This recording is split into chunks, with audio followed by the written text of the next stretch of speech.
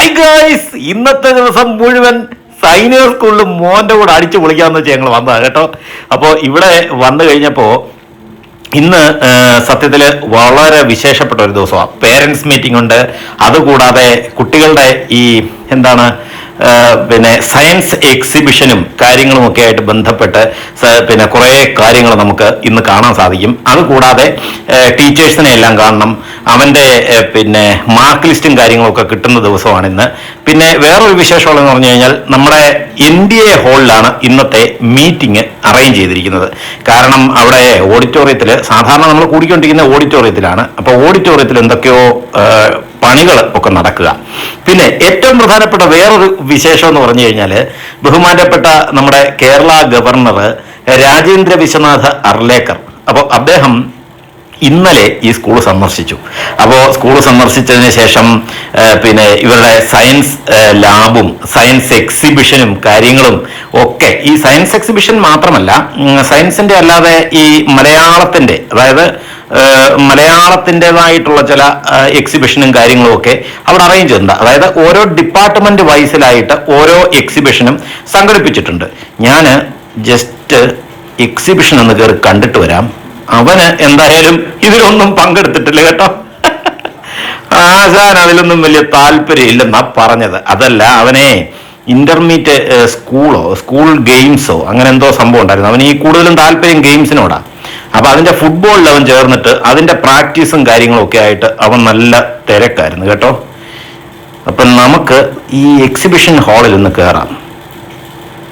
ഇവിടെ നമ്മുടെ കുട്ടികളൊക്കെ ഈ നമുക്കിതിനെ കുറിച്ചെല്ലാം വിശദമായിട്ട് പറഞ്ഞു തരും ഇവന്മാര് കേട്ടോ. ഇത് ഒരു എന്താണ് ഹൈപ്പർ ലൂപ്പ് സിസ്റ്റത്തെ ഇവര് ഉണ്ടാക്കി വെച്ചിരിക്കുക. ഹൈപ്പർ ലൂപ്പ് എന്ന് പറഞ്ഞാൽ ഈ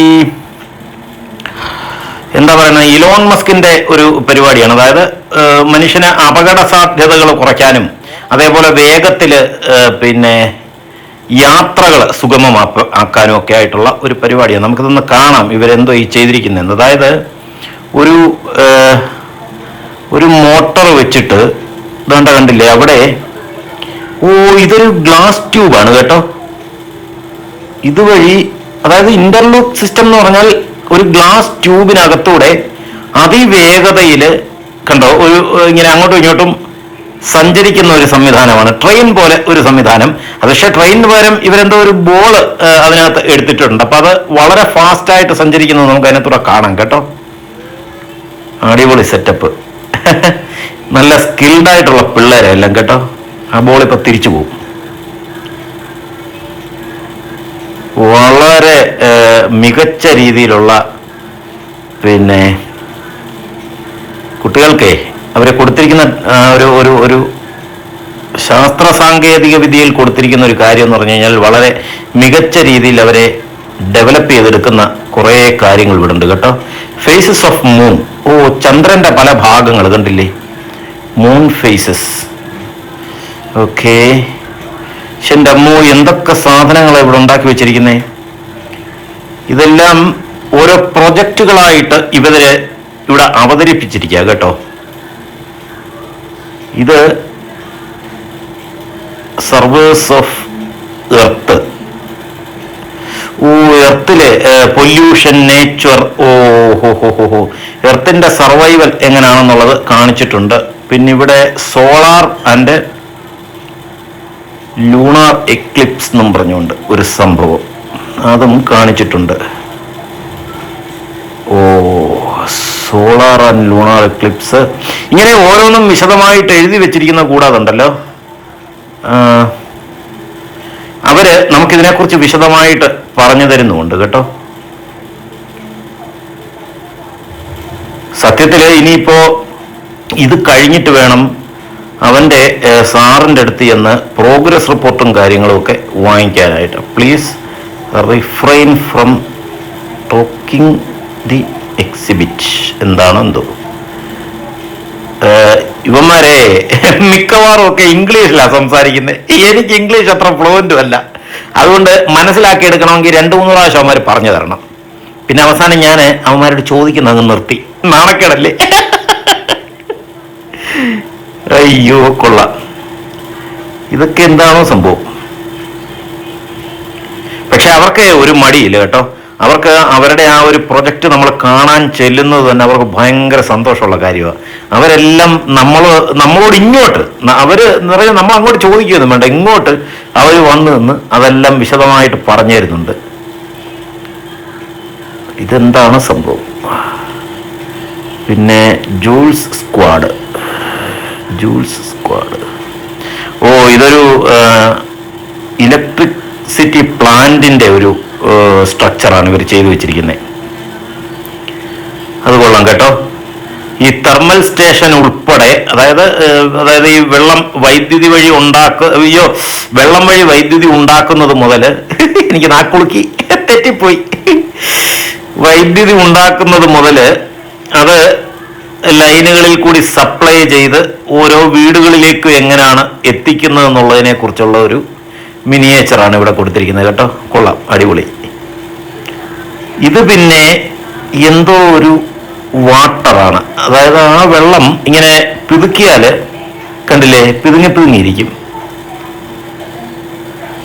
ഇതിന്റെ പേര് നോൺ ന്യൂട്ടോണിക് ഫ്ലൂയിഡ്. ഓ, ഇത് ഫ്ലൂയിഡാണ് കേട്ടോ, നോൺ ന്യൂട്ടോണിക് ഫ്ലൂയിഡ്. അവനെന്തോ വന്ന് പറഞ്ഞു തന്നു, പക്ഷെ എനിക്കത് അത്ര കൃത്യമായിട്ട് മനസ്സിലായില്ല. പിന്നിവിടെ റിനവബിൾ സിറ്റി. ഓ, റിനോവേറ്റ് ചെയ്യാവുന്ന സിറ്റി അത് കാണിച്ചിരിക്കുകയാണ് കേട്ടോ. ഓക്കേ, സംഭവം എല്ലാം നല്ല സെറ്റായിട്ട് ചെയ്തിട്ടുണ്ട്. അതിനെക്കുറിച്ച് ഓരോ രക്ഷകർത്താക്കൾ വരുമ്പോഴും, അതായത് ഇപ്പൊ ഇത്രയും കുട്ടികളുടെ രക്ഷിതാക്കളും ഒരേ സമയത്തല്ലല്ലോ ഇവിടെ നിൽക്കുന്നേ, അവരിങ്ങനെ പാസ് ചെയ്തു പോവാണ്. അപ്പോൾ ഓരോരുത്തർക്കും ഇവരിത് വിശദീകരിച്ചു കൊടുക്കണം കേട്ടോ. പക്ഷെ അവർക്ക് അതിനൊന്നും ഒരു മടിയില്ല. അതാണ് നല്ല ബിഹേവിയറാണ് കുട്ടികളുടെ കേട്ടോ. അത് നമുക്ക് എന്തായാലും വളരെ അപ്രീഷിയേറ്റ് ചെയ്തേ പറ്റുള്ളൂ.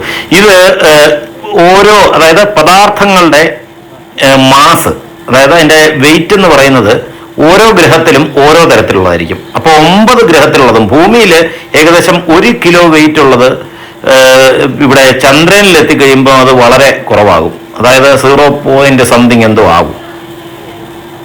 അവരത് വിശദമായിട്ട് പറഞ്ഞു തരുന്നുണ്ട്, ഞാൻ കേൾക്കട്ടെ.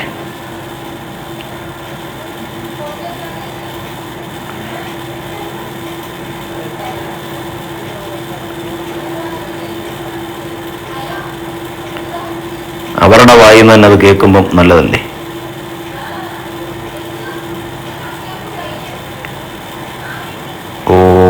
ഇത് ഗ്രാവിറ്റിയെ കുറിച്ച് ഉള്ള ഒരു സംഭവമാണ്. ഓരോ ഗ്രഹത്തിലും ഓരോ പദാർത്ഥങ്ങളുടെയും വെയിറ്റ് എത്ര ഉണ്ടെന്ന് കാണിച്ചിരിക്കുകയാണ്. പക്ഷെ ഇതിനകത്ത് ഇവർ സിമൻ്റാണ് ഫില്ല് ചെയ്തിരിക്കുന്നത്. അതുകൊണ്ട് ഇവിടെ അതിൻ്റെ ഒരു ചെറിയ രൂപവും സ്ട്രക്ചറും ഒക്കെ അവർ എഴുതി വെച്ചിട്ടുണ്ട്.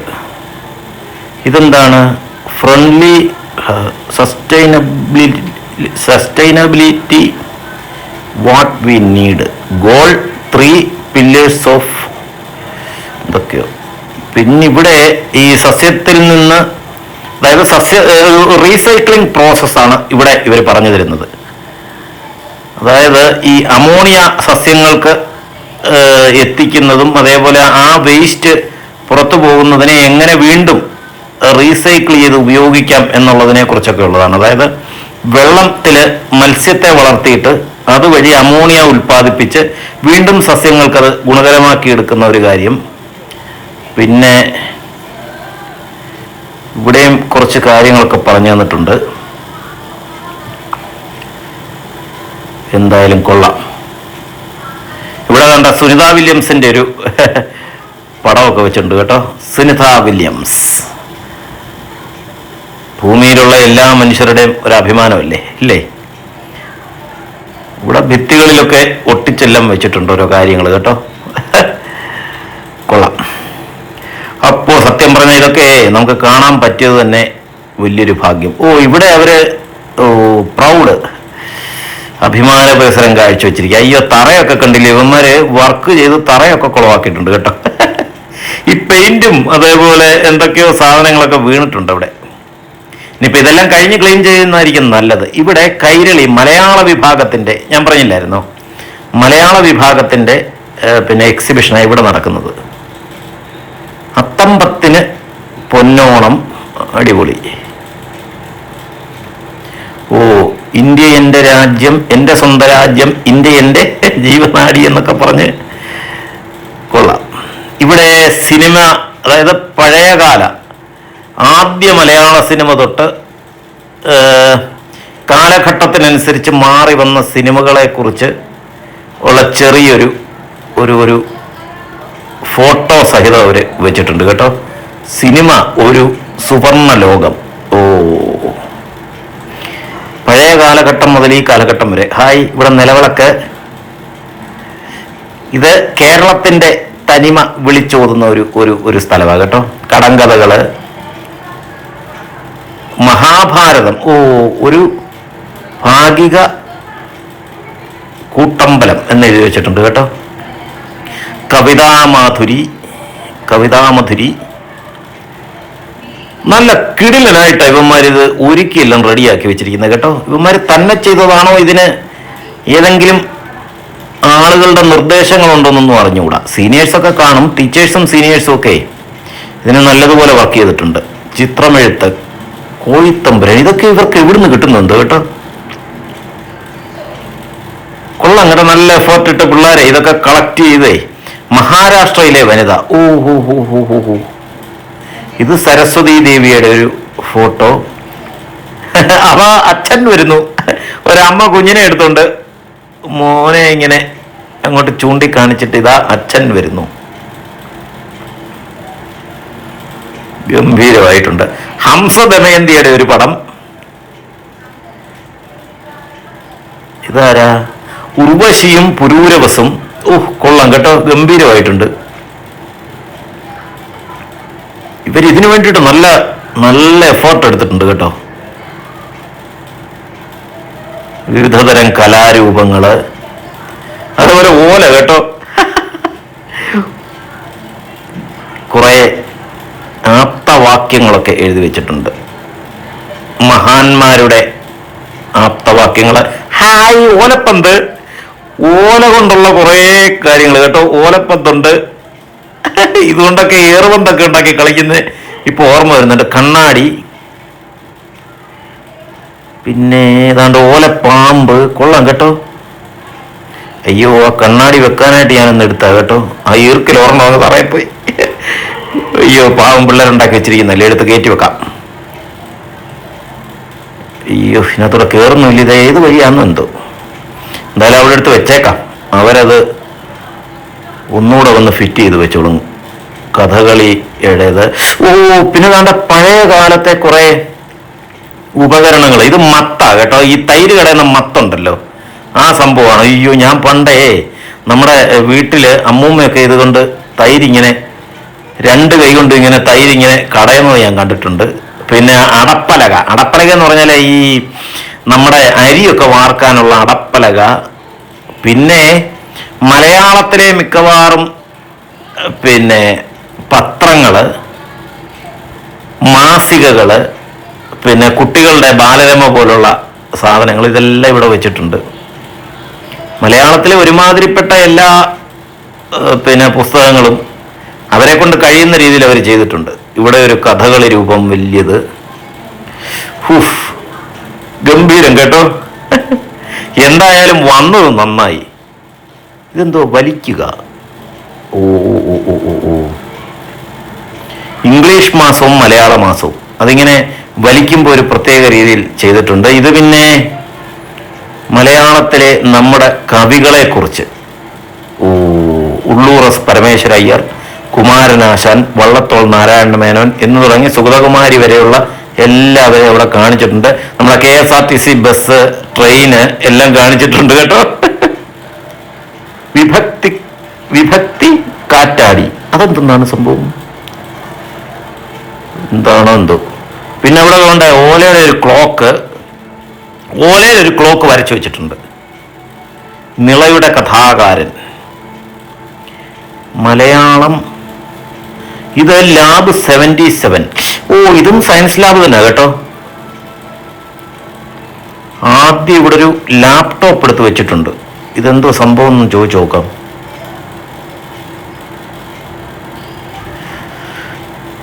കുട്ടി അതിനെക്കുറിച്ച് ഇങ്ങനെ പറഞ്ഞു കൊടുത്തോണ്ടിരിക്കുകയാണ് കേട്ടോ. ആ, എനിക്ക് ഒരാൾ വന്ന് പറഞ്ഞു തരാൻ വേണ്ടിയിട്ട്. ഞാൻ പറഞ്ഞില്ലേ, അവർക്ക് ഒരു മടിയില്ല, നമ്മൾ ചെന്ന് നിന്നാൽ മതി. അപ്പൊ ഇവൻ പറയുന്നത് ഇത് ഒരു റഡാർ സംവിധാനമാണ്. അതായത് ഈ ഫ്ലഡ് പോലുള്ള സംഭവങ്ങളൊക്കെ വരുന്ന സമയത്ത് ഇത് നേരത്തെ അറിയിക്കുന്ന ഒരു റഡാർ സംവിധാനമാണ്. കണ്ടില്ലേ, ഇപ്പുറത്തൊരു പ്ലേറ്റ് പോലെ കണ്ടില്ലേ, അവിടെ ഈ ഫ്ലഡിൻ്റെയൊക്കെ സമയത്ത് ഈ സാധനം ഇങ്ങനെ പൊങ്ങും. കണ്ട, ആ റഡാറിൽ അത് സ്വയം ഡിറ്റക്റ്റ് ചെയ്തിട്ട് ഈ സാധനം അങ്ങനെ മുക്കുന്നുണ്ടെ പൊങ്ങും. കണ്ടോ, കൊള്ളാം കേട്ടോ സംഭവം. ഓക്കേ, ഇവിടെ പിന്നെ ഒബ്ജക്റ്റുകള് അതിൻ്റെ അടുത്ത് വരുന്നേ അതിനെ സ്വയം പിന്നെ ഇത് ചെയ്യും, റിപ്പൽ ചെയ്യും. അതിൻ്റെ അടുത്ത് വരുന്നേ തന്നെ. ഓക്കെ, അലാറം ഓടിക്കും. അങ്ങനത്തെ ഒരു സംവിധാനമാണ് ഇവിടെ കാണിച്ചുകൊണ്ടിരിക്കുന്നത്. എന്തായാലും ഗംഭീരൻ കേട്ടോ. ഇവന്മാരൊക്കെ കൊള്ളാം കേട്ടോ, എന്ത് എഫേർട്ട് എടുത്ത ഇത്രയൊക്കെ കാര്യങ്ങൾ ചെയ്തിരിക്കുന്നല്ലേ.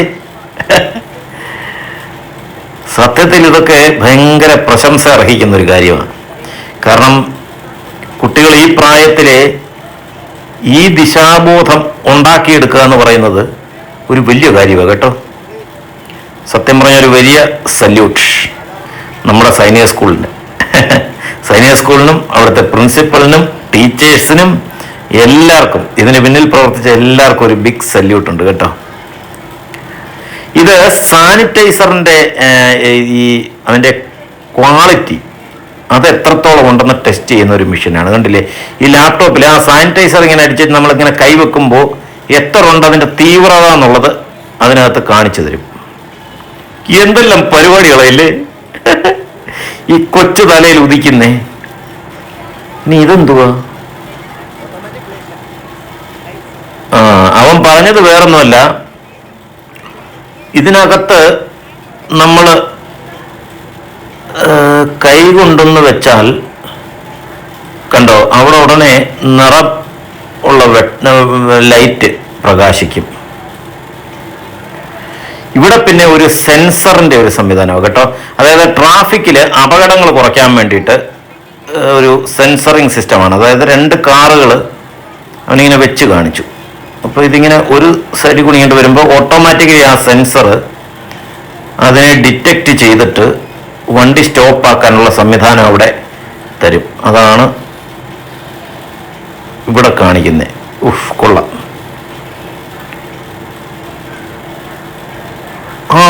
ഇതെന്തോ സംഭവം, ഒരു ബോക്സ്.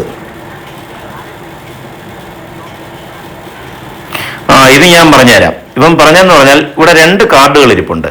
അതിലൊരു കാർഡ് മാത്രമേ ഇത് സ്യൂട്ട് ആകത്തുള്ളൂ ഇതിന്. അതായത് ഇത് ഒരു ലോക്കർ സിസ്റ്റമാണ്. ലോക്കർ സിസ്റ്റം എന്ന് പറഞ്ഞാൽ ഒരു കാർഡ് ഉപയോഗിച്ച് മാത്രമേ ഈ ലോക്ക് അഴിക്കാനും ലോക്ക് ഇടാനും പറ്റത്തുള്ളൂ. കണ്ടോ, ലോക്ക് തുറന്നു. കൊള്ളാം കേട്ടോ. മറ്റേ കാർഡ് ഉപയോഗിച്ച് നോക്കിക്കഴിഞ്ഞാൽ നടക്കത്തില്ല, ഒന്നും ചെയ്യാൻ പറ്റത്തില്ല. അതിനാണ് 2 കാർഡ് വെച്ചിരിക്കുന്നത്. അടിപൊളി സെറ്റപ്പ് കേട്ടോ.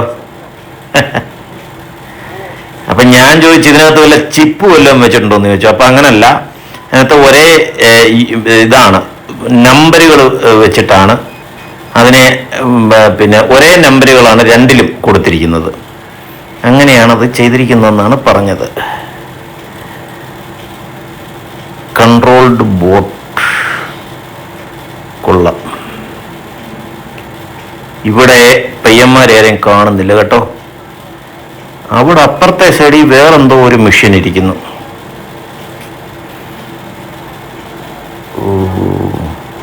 ഇതെന്താണെന്നൊന്ന് ചോദിക്കട്ടെ കേട്ടോ. സത്യത്തിൽ എനിക്കിത് പറഞ്ഞു തന്നത്, ഇതൊരു 3D പ്രിന്ററാണ് സംഭവം. ഇവരിപ്പോൾ ഇവിടെ ചെയ്തുകൊണ്ടിരിക്കുന്നതെന്ന് പറഞ്ഞാൽ ഒരു ഡ്രോൺ ഉണ്ടാക്കിക്കൊണ്ടിരിക്കുകയാണ്. ഡ്രോൺ, എൻ്റെ അമ്മയെ, ഇവന്മാരെ സമ്മതിക്കണം കേട്ടോ, പുലികളാ. കൊള്ളാം. ഇതിൻ്റെ മുകളില് ഒരു പ്ലാസ്റ്റിക്, അതായത് PLA മെറ്റീരിയൽ ആണ്. ആ മുകളിൽ കണ്ടില്ലേ, ആ മുകളിലിരിക്കുന്ന എന്ന് പറയുന്നത് PLA മെറ്റീരിയലാണ്. അപ്പൊ അത് പ്ലാസ്റ്റിക്കിനെ കൺവേർട്ട് ചെയ്ത് ഏത് മോഡലിലും മാറ്റിയെടുക്കാവുന്ന ഒരു സംവിധാനമാണ്. പ്ലാസ്റ്റിക്കിനെ കൺവേർട്ട് ചെയ്തിട്ട് നമുക്ക് പല പല രൂപങ്ങൾ അവിടെ ഈ മോട്ടറുകൾ ഘടിപ്പിച്ചിട്ടുണ്ട്. അതുകൂടാതെ താഴെ ചിപ്പുകൾ. അപ്പം നമുക്കിഷ്ടമുള്ള മോഡലിൽ അതിനെ മാറ്റിയെടുക്കാം. പക്ഷെ ഇത് വർക്ക് ചെയ്യാൻ സ്വല്പം താമസം വരും. കാരണം ഈ സംഭവം ചൂടാകണം. നല്ല ചൂടായതിനു ശേഷം മാത്രമേ ഇത് അതിൻ്റെ പരിപാടികൾ ആരംഭിക്കത്തുള്ളൂ കേട്ടോ. ഇവര് ഇത് എടുത്തിട്ടിരിക്കുന്ന മൊത്തം എന്താണ്ട് കണ്ടില്ലേ, ഉണ്ടാക്കി വെച്ചിരിക്കുന്ന സാധനങ്ങൾ എന്ന് പറയുന്നത് കംപ്ലീറ്റ് ഈ ഡ്രോണിന് വേണ്ടിയിട്ടുള്ളതാണ്. ഇവര് 3 ദിവസമായിട്ട് രാപകലില്ലാതെ ഇതിൻ്റെ പിന്നെ വർക്കിങ്ങിലാണെന്നാണ് ഇവർ പറയുന്നത്. കണ്ടില്ലേ, ഇത് 106 ഡിഗ്രി ആയിട്ടുള്ളൂ. ഇത് 220 എത്തിയെങ്കിൽ മാത്രമേ, അതായത് 220 ഡിഗ്രി സെന്റിഗ്രേഡിൽ മാത്രമേ ഇത് പ്രവർത്തനം ആരംഭിക്കത്തുള്ളൂ എന്നാണ് ഇവർ പറയുന്നത്. എൻ്റെ അമ്മ ഒന്നും പറയാനില്ല കേട്ടോ. സംഭവം കൊള്ളാം, പൊളി. സത്യത്തിൽ ഈ മിഷൻ ഇവരുണ്ടാക്കിയതല്ല. ഇവർക്ക് ഇത് സീനിയേഴ്സ് ആരോ ഗിഫ്റ്റ് ചെയ്തതാണ് കേട്ടോ. അപ്പൊ എല്ലാ കാലത്തും ഈ പ്രൊജക്ട് വർക്കും കാര്യങ്ങളൊക്കെ ഇവിടെ ചെയ്യുന്നുണ്ട് കേട്ടോ. ഇവരുടെ പ്രധാന പരിപാടി എന്ന് പറഞ്ഞാൽ ഈ ഡ്രോൺ ഉണ്ടാക്കുക എന്നുള്ളതാണ്. അപ്പം അവിടെ അതിനുള്ള മോട്ടറുകളും ക്യാമറയും സംവിധാനവും എല്ലാം സെറ്റ് ചെയ്തിട്ടുണ്ട്. നമുക്ക് ഇനിയിപ്പോൾ ഈ ഡ്രോൺ ഉണ്ടാക്കി കഴിയുമ്പോൾ ഞാൻ അമ്മമാരോട് ഒന്ന് പറയാം, ഇത് ഇവിടെ സൂക്ഷിച്ചു വെച്ചേക്കണമെന്ന്. കാരണം നമുക്ക് ഇനിയും വരുന്ന സമയത്ത് ഈ ഡ്രോൺ വെച്ചിട്ടേ അടുത്ത വർഷത്തെയൊക്കെ ഈ ഔട്ട് പാസ് ഒക്കെ ഉണ്ടല്ലോ, passing out parade, out pass അല്ല പാസിംഗ് ഔട്ട് പരേഡ്. അപ്പൊ അതൊക്കെ നമുക്ക് ഈ ഡ്രോൺ വെച്ച് നല്ല അടിപൊളിയായിട്ട് ഷൂട്ട് ചെയ്യാം, ഇവരുടെ ഡ്രോൺ തന്നെ വെച്ച്. എനിക്കെന്തായാലും ഇപ്പൊ ഡ്രോൺ കാശ് കൊടുക്കാനുള്ള നിവൃത്തിയൊന്നും, കാശ് കൊടുത്ത് വാങ്ങിക്കാനുള്ള നിവൃത്തിയൊന്നും ഇപ്പൊ ഇല്ല. അപ്പൊ ഇവന്മാരുടെ ഡ്രോൺ നമുക്ക് ഉപയോഗിക്കാം. നമ്മുടെ പിള്ളേർക്കൊരു ഒരു ഒരു ഒരു അച്ചീവ്മെന്റ് ആവും അത്. ഭയങ്കര സന്തോഷമാവും അവർക്ക്. ഇവിടെ മോട്ടർ, ഇതിന്റെ അതായത് ഈ സാധനം ഇവർക്ക് കൊടുക്കുന്ന സമയത്ത് ഇത് പല പല പാർട്സ് ആയിട്ടാണ് ഇവർക്ക് കൊടുത്തത്. ഇവരിവിടെ കൊണ്ടുവന്ന് കറക്റ്റായിട്ട് അത് പഠിച്ച് അതിനെ സെറ്റ് ചെയ്യായിരുന്നു. കണ്ടോ, 220 ഡിഗ്രി കഴിഞ്ഞു. അപ്പൊ 220 ഡിഗ്രി സെന്റിഗ്രേഡ് കഴിഞ്ഞപ്പം കണ്ടില്ല, ആ പലക ഇങ്ങനെ പുറകോട്ട് പോയി. അടിപൊളി സെറ്റപ്പ്. ഇപ്പൊ ഇവര് ശരിക്കും പറഞ്ഞാൽ ഇവർക്ക് അടുത്ത മോഡൽ എന്താണ് വേണ്ടിയതെന്നുള്ളത് അതിനകത്ത് ടൈപ്പ് ചെയ്ത് കൊടുത്തിട്ടുണ്ട്. ഏത് മോഡലിലാണ് അത് ചെയ്യേണ്ടതെന്നുള്ളത് അവരതിനകത്ത് എല്ലാം സെറ്റ് ചെയ്ത് കൊടുത്തിട്ടുണ്ട്. ഇതുകൊണ്ടില്ല, ഇതെല്ലാം അങ്ങനെ ഉണ്ടാക്കിയത് കേട്ടോ, ഇത്രയും വലിപ്പത്തില്.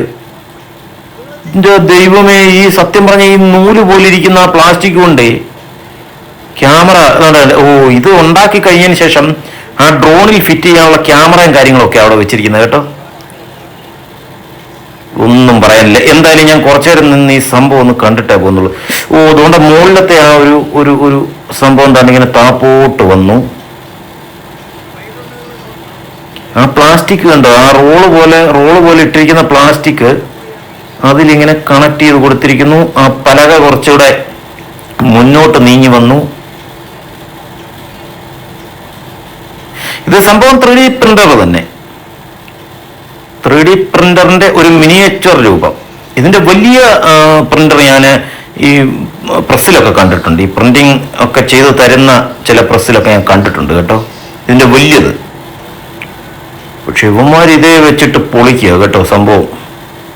അതുകൊണ്ട് അവരുടെ അടുത്ത ഡിസൈൻ അവരതിനകത്ത് എൻട്രി ചെയ്ത് കൊടുത്തിട്ടുണ്ട്. ആ ഡിസൈനിനനുസരിച്ച് അടിപൊളി അതിങ്ങനെ ഉണ്ടാക്കിക്കൊണ്ടിരിക്കുക കേട്ടോ. വളരെ കൗതുകകരമായ ഒരു കാഴ്ച. ഇവര് പറയുന്ന ഇത് സത്യം പറഞ്ഞാൽ ഇന്നുകൊണ്ട് അവർ തീർക്കാനുള്ള ശ്രമത്തിലാണ്. 3 ദിവസമായിട്ട് രാപകലില്ലാതെ അവര് ഇതിനുള്ള പിന്നെ പരിശ്രമത്തിലാണ് കേട്ടോ. കണ്ടില്ലേ, ഇതേ പിന്നെ ഒരു കാര്യമുള്ളതെന്ന് പറഞ്ഞാൽ ഭയങ്കര താമസമാണ് ഇത് റെഡിയായി വരാൻ വേണ്ടിയിട്ട്. നമുക്ക് ജസ്റ്റ് ഇതിൻ്റെ കുറച്ച് ഭാഗം ഒന്ന് കണ്ടിട്ട്, ഇപ്പം ഏകദേശം മീറ്റിങ്ങിന് കയറാനുള്ള സമയം അടുത്തടുത്ത് വരുന്നു. അയ്യോ, നമുക്കിത് മൊത്തം കണ്ടുകൊണ്ട് നിൽക്കാനുള്ള നേരമില്ല. ഏത് മോഡലാണോ എന്തോ ഇവരിനിയിപ്പോൾ ഉണ്ടാക്കാൻ പോകുന്നത്. ആ പ്ലാസ്റ്റിക് ഇങ്ങനെ ഉരുകി അവിടെ ഇങ്ങനെ ആ മോഡലിന്റെ പുറത്ത് ഇങ്ങനെ വീണുകൊണ്ടിരിക്കുകയാണ്. അപ്പം ഇതിന്റെ തിക്നെസ്സും കാര്യങ്ങളും ഒക്കെ കറക്റ്റായിട്ട് നമുക്ക് അതിനകത്ത് എൻട്രി ചെയ്ത് കൊടുക്കാം. എത്ര തിക്നെസ്സിൽ വേണം ഇതെന്നുള്ളതും. സൂപ്പർ കേട്ടോ, കൊള്ളാം.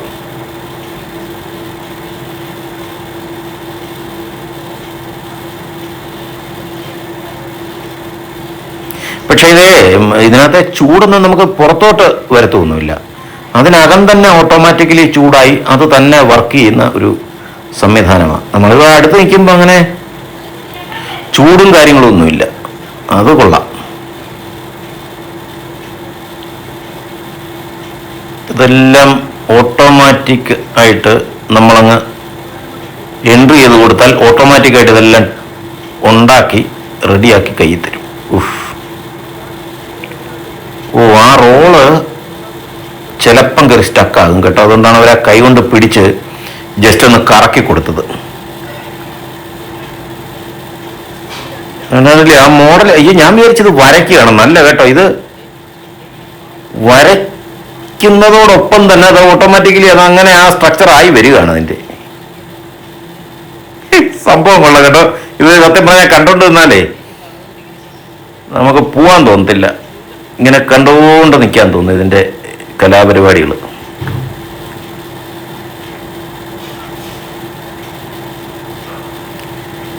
എന്തായാലും ഇത്രയും ചെറിയൊരു ഒരു സ്പേസ് വെച്ചിട്ട്, ഇത്രയും ചെറിയൊരു സംവിധാനങ്ങളൊക്കെ വെച്ചിട്ട് ഇവരിത്രയും ഗ്രാൻഡായിട്ട് ഇതൊക്കെ ചെയ്യാന്ന് പറയുമ്പോഴേ ഇതിന് പ്രത്യേകം പിള്ളേരെ നമ്മൾ അപ്രീഷിയേറ്റ് ചെയ്തേ പറ്റുള്ളൂ. സൂപ്പർ. ഇത് കണ്ടില്ലേ, ഞാൻ മുമ്പേ പറഞ്ഞതുപോലെ അതിൻ്റെ ഇത്ര തിക്നെസ്സിലൊക്കെ ഉണ്ടാക്കിയെടുക്കുക ഈ സാധനങ്ങൾ.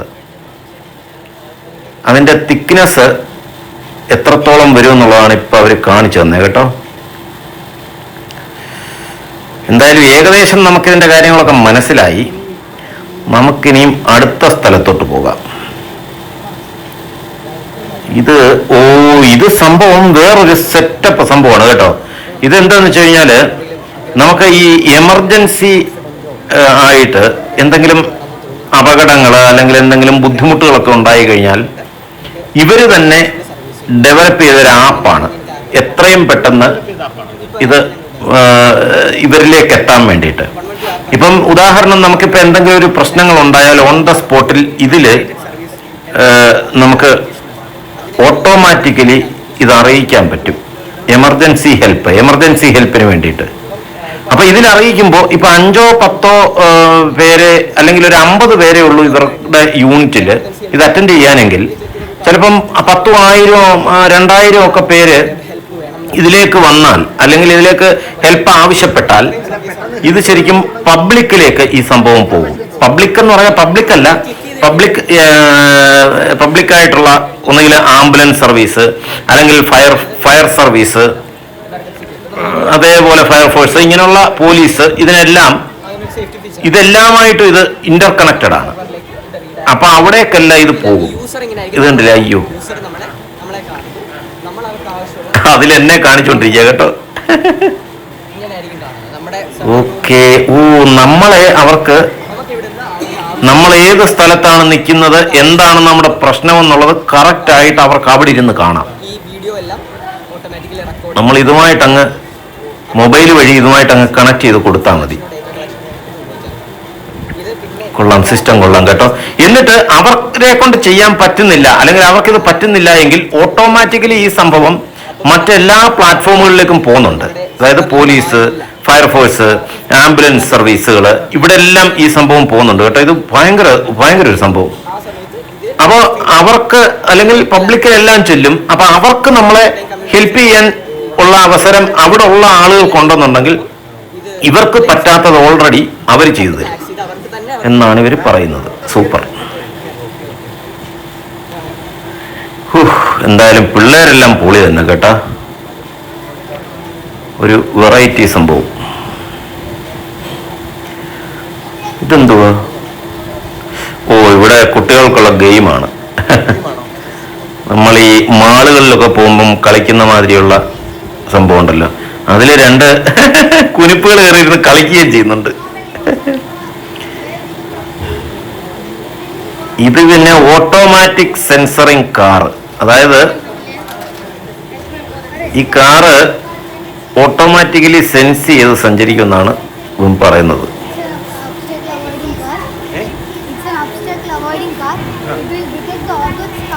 യവൻ കട്ട ഇംഗ്ലീഷാണ് കേട്ടോ. എനിക്ക് അത്ര പിടുത്തം കിട്ടുന്നില്ല, പക്ഷെ ഏകദേശമൊക്കെ കുറെ കാര്യങ്ങൾ ഞാൻ ക്യാച്ച് ചെയ്ത് എടുത്തു.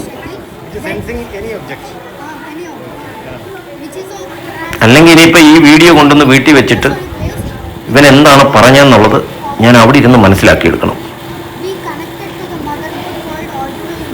എന്തായാലും അത്രയൊന്നും മെനക്കെടാനുള്ള ഒരു മാനസികാവസ്ഥ എനിക്കില്ല. അതുകൊണ്ട് ജസ്റ്റ് ഇതാണ് സംഭവം എന്ന് എനിക്ക് മനസ്സിലായ കാര്യം ഞാനങ്ങ് പറഞ്ഞു തരാം.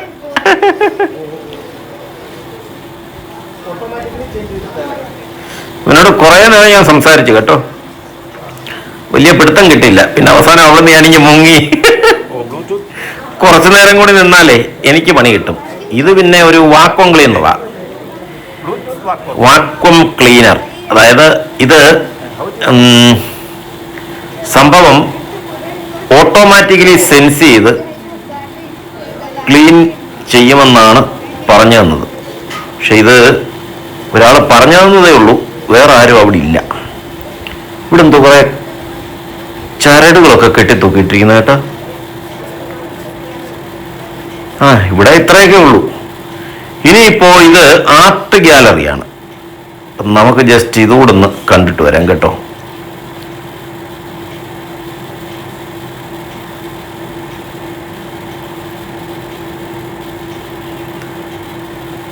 ഇതും സംഭവം പൊളി കേട്ടോ.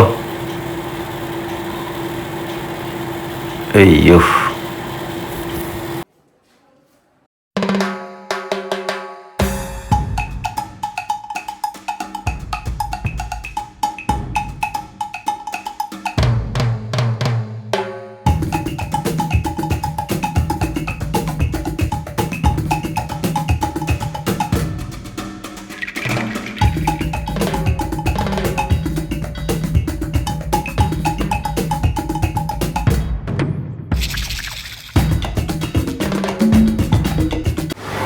അങ്ങനെ ആർട്ട് ഗാലറിയും കണ്ടു കഴിഞ്ഞു. ഇനിയിപ്പോൾ നമുക്ക് നേരെ മീറ്റിങ്ങിന് കാരണം. അപ്പോൾ എല്ലാ ജേണി ബൈ ദീപുവിൻ്റെ ഇന്നത്തെ വീഡിയോ ഇഷ്ടപ്പെട്ടെങ്കിൽ സബ്സ്ക്രൈബ് ചെയ്യാനും ലൈക്ക് ചെയ്യാനും ഷെയർ ചെയ്യാനും കമൻറ്റ് ചെയ്യാനും മറക്കരുത്. Okay, by.